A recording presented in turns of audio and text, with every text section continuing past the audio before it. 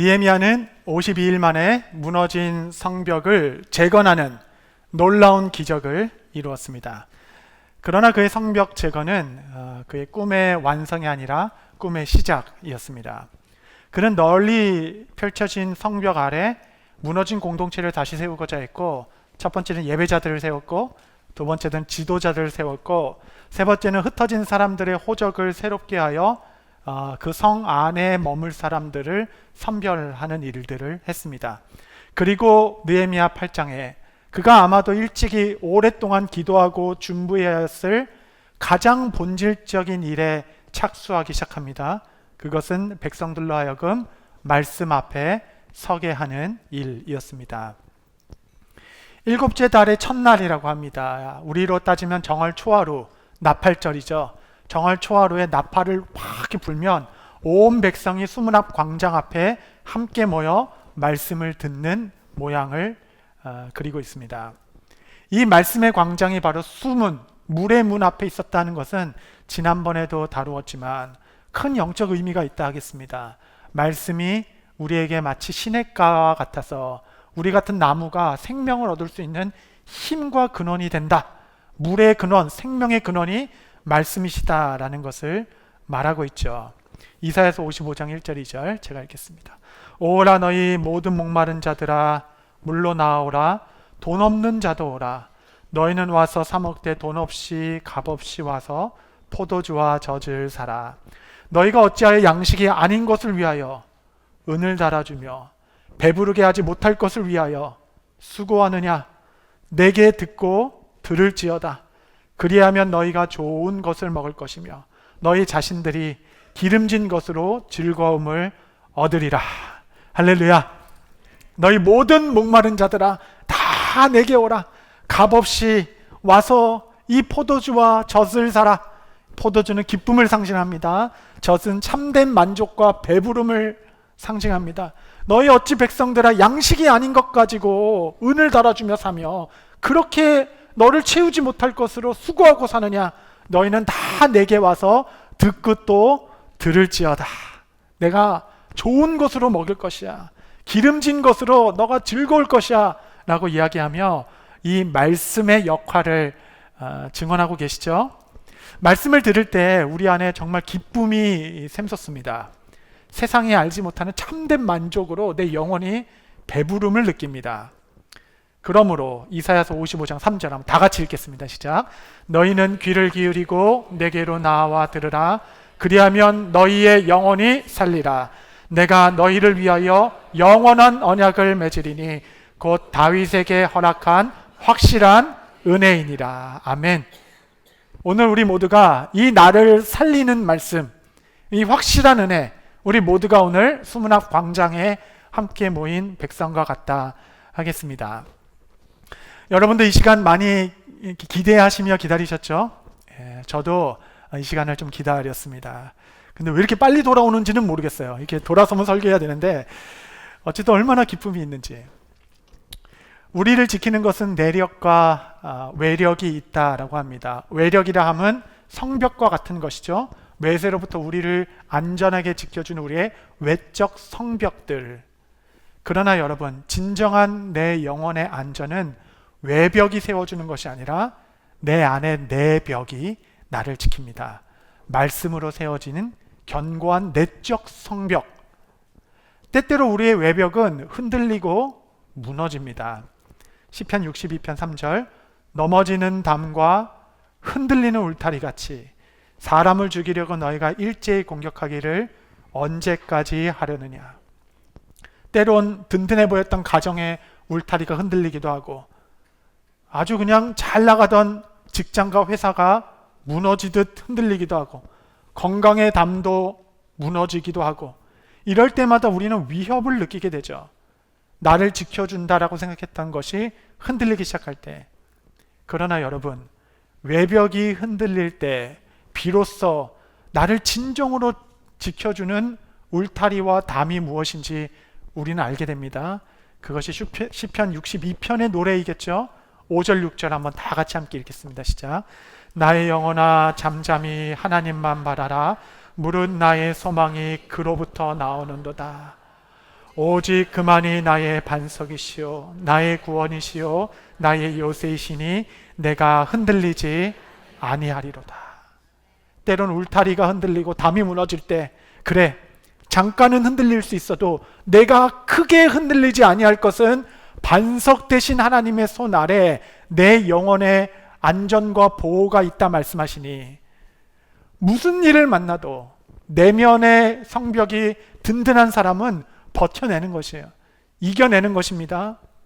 여러분이 이렇게 크게 흔들리는 이유는 외적 담이 무너졌기 때문에 아니라 여러분의 내력이 약하기 때문에 그러합니다.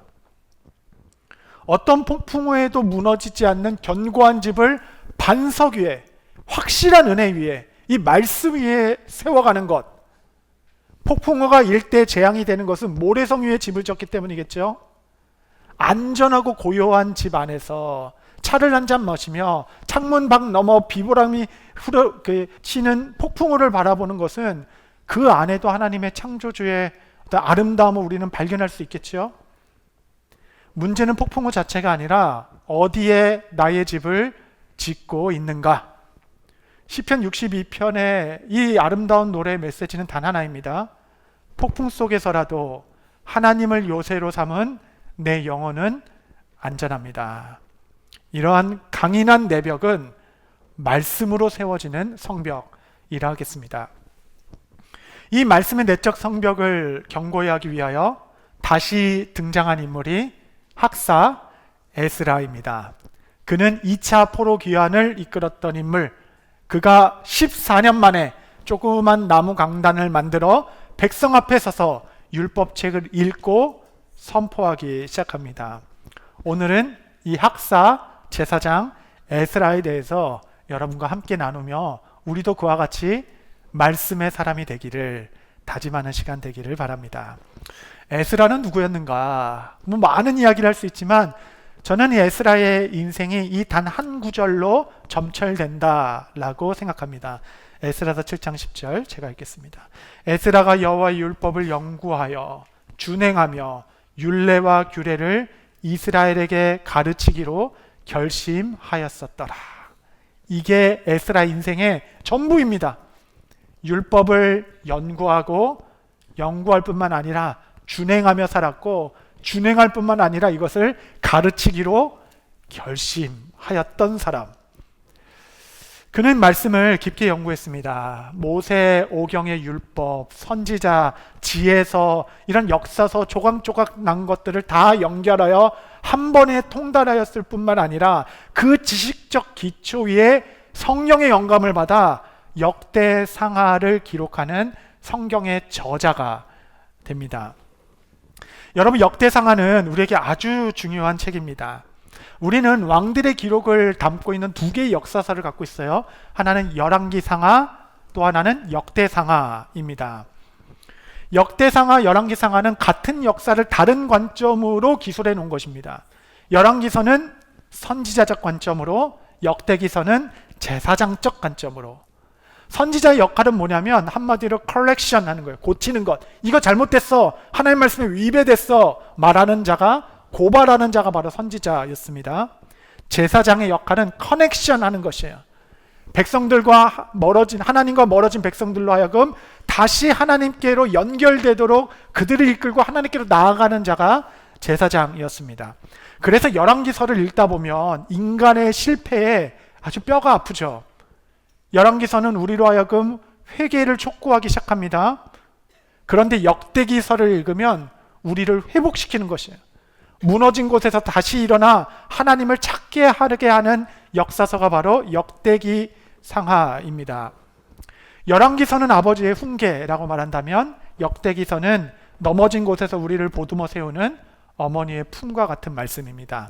제사장이었던 에스더는 당시 하나님과 멀어져 징벌 가운데 쓰러져 있던 온 유다 백성들을 다시 독려하여 하나님께로 나아가기 위하여 특별한 마음을 품고 성경의 저자가 됐으며 말씀을 가르치기로 작정했던 사람이었습니다. 그는 말씀을 연구하면서 무릎을 딱 치며 결정을 했을 것이에요. 내가 더 이상 바벨론 땅에 머물 수 없다. 나도 말씀에 따라 그 약속의 땅 예루살렘으로 돌아가야 하겠다라는 거룩한 결심을 하게 되었을 것입니다. 그래서 그가 제2차 포로기한을 이끄는 지도자가 되는 것입니다. 다시 예루살렘으로 돌아갑시다 깃발을 딱 들으니까 남자만 1700명이 함께 일어났다라고 나와 있습니다.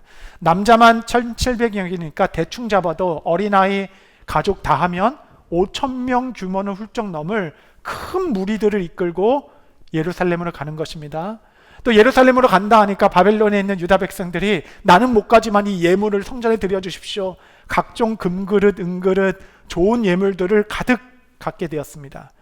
많은 무리들과 막대한 예물을 가지고 바벨론에서부터 예루살렘까지 떠나는 여정.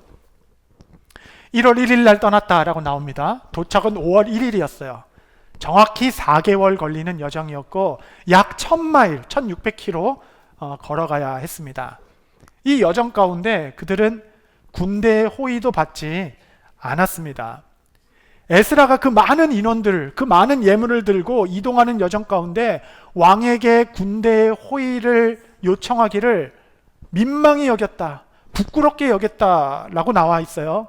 저는 이 말씀을 계속 되뇌이는 걸 좋아합니다. 왜냐하면 이 말씀이 에스라가 어떻게 하나님의 말씀을 대했는가, 어떻게 준수했는가, 그 삶의 태도를 드러내는 하나의 사건이기 때문에 그렇습니다. 에스라는 이렇게 했어요. 8장 21절 22절 보시면, 그때 내가 아하와 강가에서 금식을 선포하고 우리 하나님 앞에서 스스로 겸비하여 우리와 우리 어린아이와 모든 소유를 위하여 평탄한 길을 그에게 강구하였으니 이는 우리가 전에 왕에게 이르기를 우리 하나님의 손은 자기를 찾는 모든 자에게 선을 베푸시고 자기를 배반하는 모든 자에게는 권능과 진노를 내리신다 하였으므로 길에서 적군을 막고 우리를 도울 보병과 마병을 왕에게 구하기를 부끄러워 하였습니다. 이게 에스라가 말씀을 대하는 태도였습니다. 그는 평소에 하나님께서 우리 모든 것을 보호하시고 지키시고 구원하신다라고 이야기했음에도 정작 자기가 위급한 상황에 들었을 때는 왕에게 가서 우리 좀 도와주세요, 우리 좀 보호해주세요 라고 군대를 요청한다라는 것을 부끄럽게 여겼어요. 민망히 여겼습니다. 그는 말씀은 말씀대로, 현실은 또 현실에 맞게 말씀과 현실을 따로 사는 사람이 아니었습니다. 그는 말씀을 연구했을 뿐만 아니라 그 말씀대로 실천하며 살아가고자 날마다 벼랑 끝에 서서 내가 믿음으로 이 여정을 바벨론에서 예루살렘까지 나는 이 삶의 여정을 걷겠습니다 라고 결정한 말씀의 사람. 여러분, 이 정도로 헌신했으면 이제 오는 길에 은혜롭게 그냥 찬양 부르면서 룰루랄라 아무 일 없이 평탄하게 왔으면 좋았을 것 같지만 오는 길에 강도 만나고 대적도 만나고 길에 매복한 도적들도 만나는 어려움들이 있었습니다. 그러나 하나님의 선한 손이 그때마다 그들과 함께 하셔서 금그릇 하나 뺏기지 않았어요. 예물 하나 땅에 떨어뜨리지 않았습니다. 모두가 안전하게 예루살렘까지 도착할 수 있게 되었습니다. 이렇게 우여곡절 끝에 도착한 예루살렘의 에스라는 아주 기가 막히고 넋이 나갈 정도로 황망한 광경을 목격하게 됩니다. 그 내용은 일찍이 예루살렘에 들어와 스룹바벨 성전을 지었던 그 세대와 후손들이 이방인을 아내로 들여 통혼하기 시작하고 자식까지 낳고 살아가는 모습을 보게 된 것입니다. 이는 율법에서 금지하고 있었던 것이죠. 또한 이를 바로잡고 훈계해야 될 지도자들과 레위인들도 다 이 일에 앞장서 있는 모습을 보고 부끄럽고 낯이 뜨거워서 감히 하나님을 향하여 얼굴을 들지 못하고 옷과 겉옷과 속옷을 찢고 수염을 쥐어뜯으며 성전 앞에서 울부짖었다 라고 얘기합니다.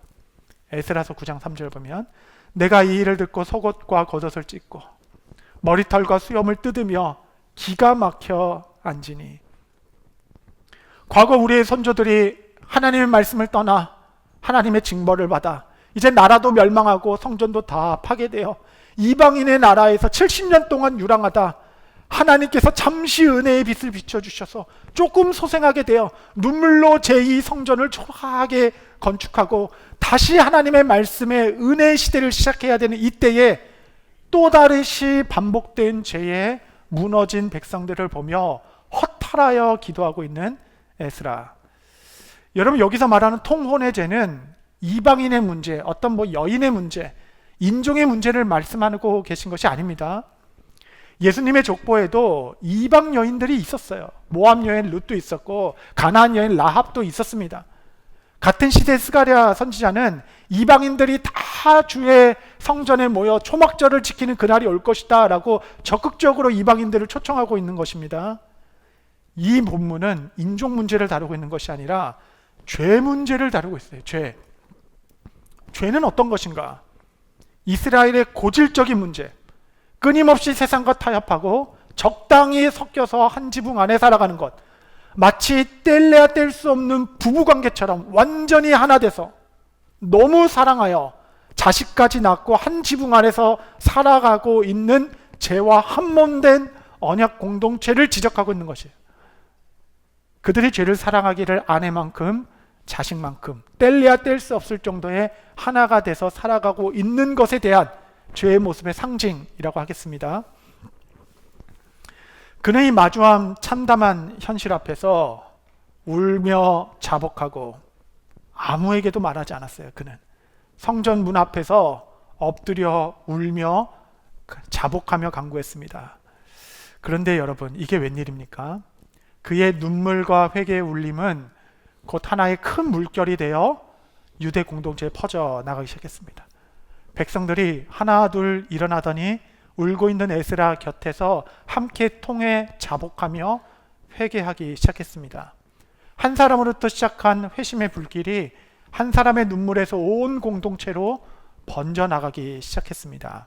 에스라서 10장 1절, 에스라가 하나님의 성전 앞에 엎드려 울며 기도하여 죄를 자복할 때에 많은 백성이 크게 통곡하며 이스라엘 중에서 백성의 남녀와 어린아이의 큰 무리가 그 앞에 모인지라. 울며 죄를 자복할 때에 백성들이 통곡하기 시작하는 것이, 기도하는 한 사람이 가정을 바꾸고 역사를 새롭게 시작하게 하는 것입니다. 여러분, 우리가 하나님 앞에서 할 수 있는 것이 사실 그렇게 많은 것은 아닙니다. 하나님 마음을 품고 이 세상을 바라보며 기가 막힌 채로, 수염은 영광을 상징합니다. 자기 영광을 다 찢어버리고 주 앞에 기도하는 그 기도의 자리가 거룩한 물결의 파동을 시작하게 하는 것이죠. 에스라의 그 통해 자복하는 기도 모습을 보고 백성 중 스가냐라는 사람이 벌떡 일어나 이렇게 얘기합니다. 나부터 아내로 맞이한 이방 여인을 내보내겠습니다. 그렇게 결단을 하죠. 그리고 에스라에게 가서 그를 일으켜 세웁니다. 이제 우리가 당신 말대로 다 따를 테니까 이렇게 주저에 앉아 계시면 안 됩니다. 우리에게 행할 것을 알려주십시오. 우리가 따를 것입니다. 여러분, 언제나 사람들은 무리에 앞장선 그 한 사람의 등을 보고 따라가는 것이에요.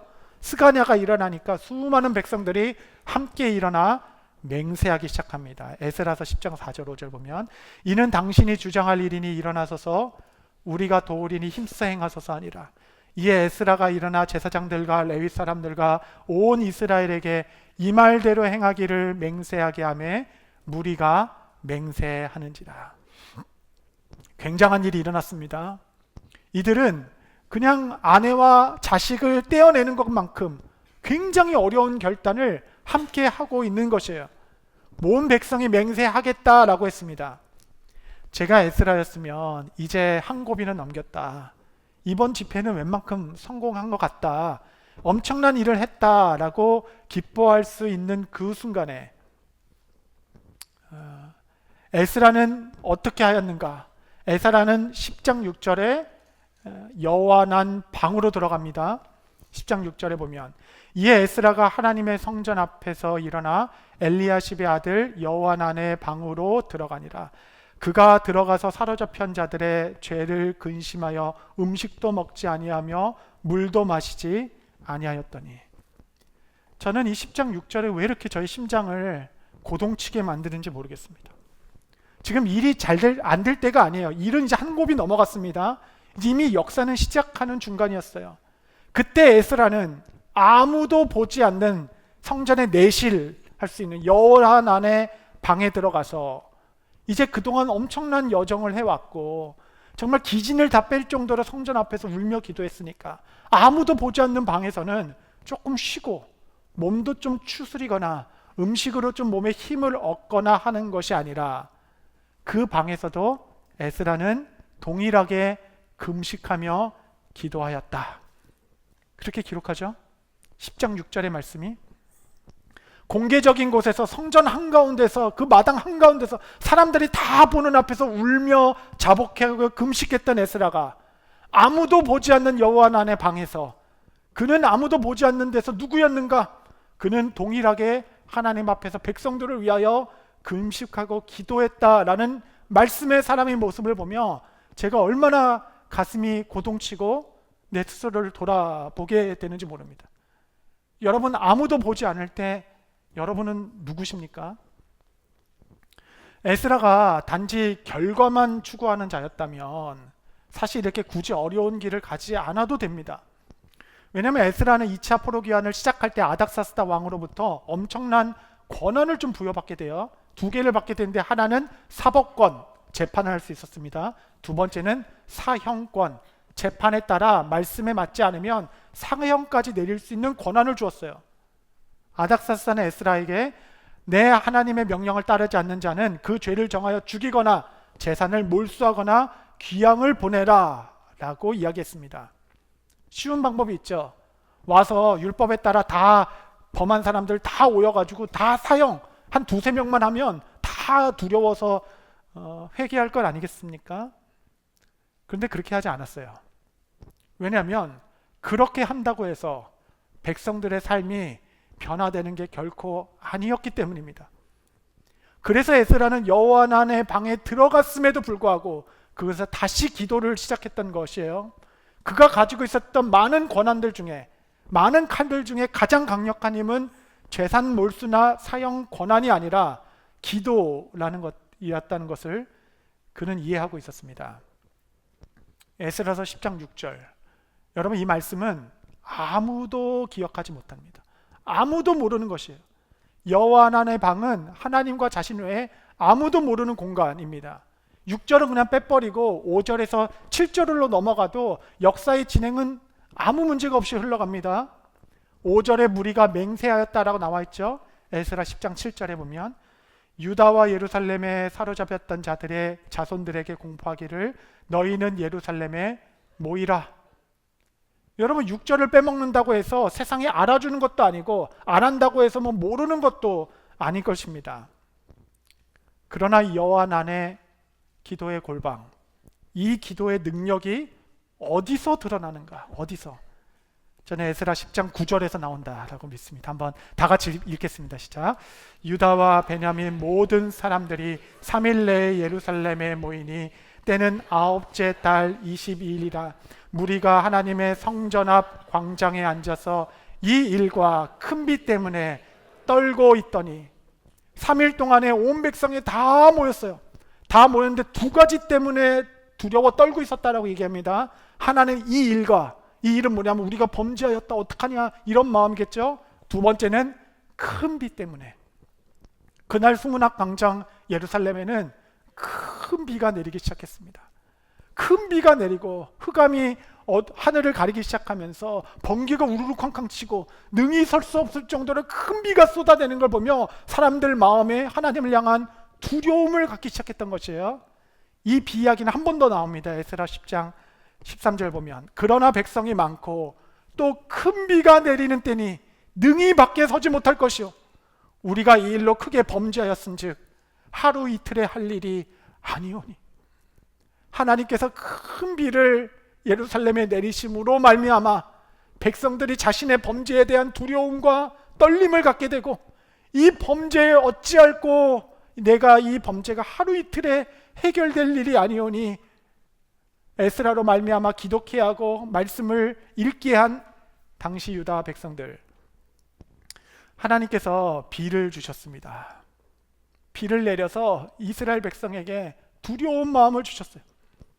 3일 만에 온 백성이 그 앞에 모였다라고 얘기합니다. 그 안에는 억지로 끌려온 사람도 있겠죠. 왜냐하면 에스라가 재산을 몰수할 수도 있고 귀양을 보낼 수도 있다 하니 억지로 끌려온 자가 왜 없겠습니까?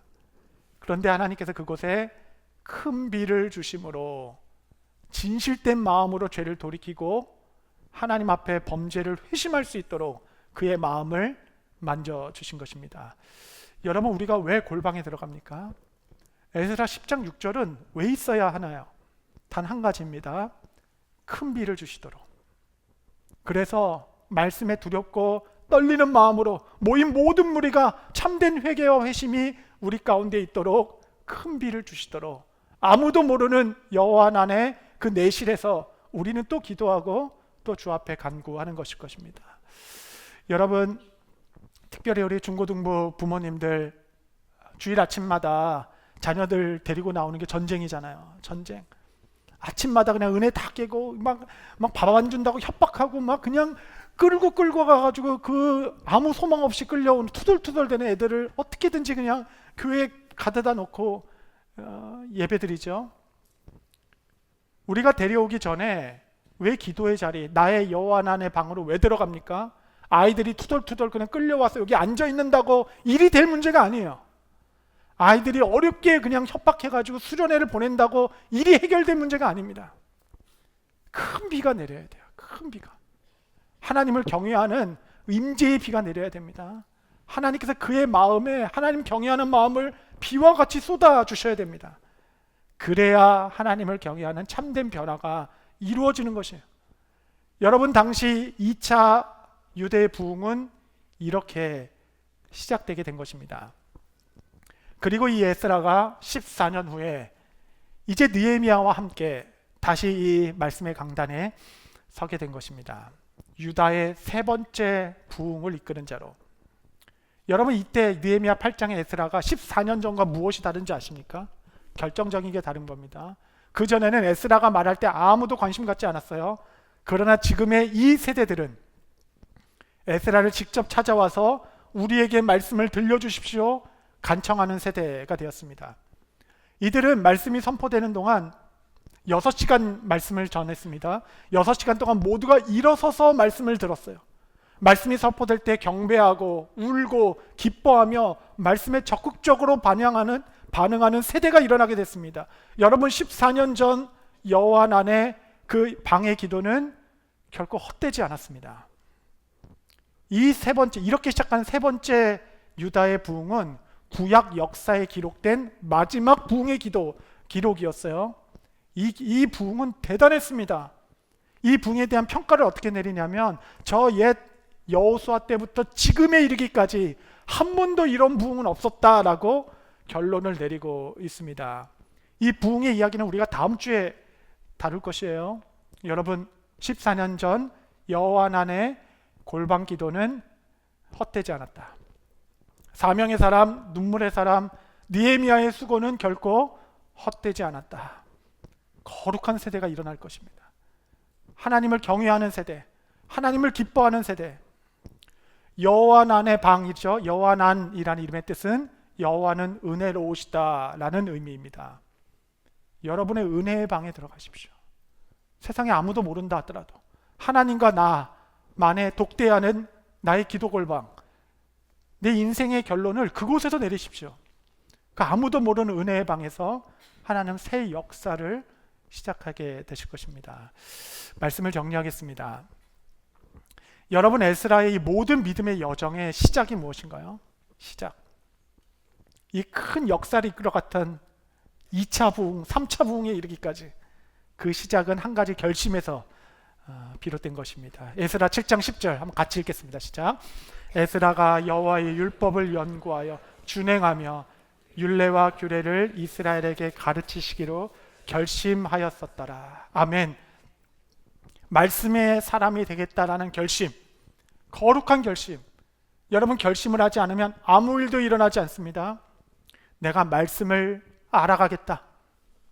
내가 이 말씀을 알아갈 뿐만 아니라 말씀대로 준행하며 살아가 보겠다. 준행할 뿐만 아니라 더 나아가서 이 말씀을 가르치겠다.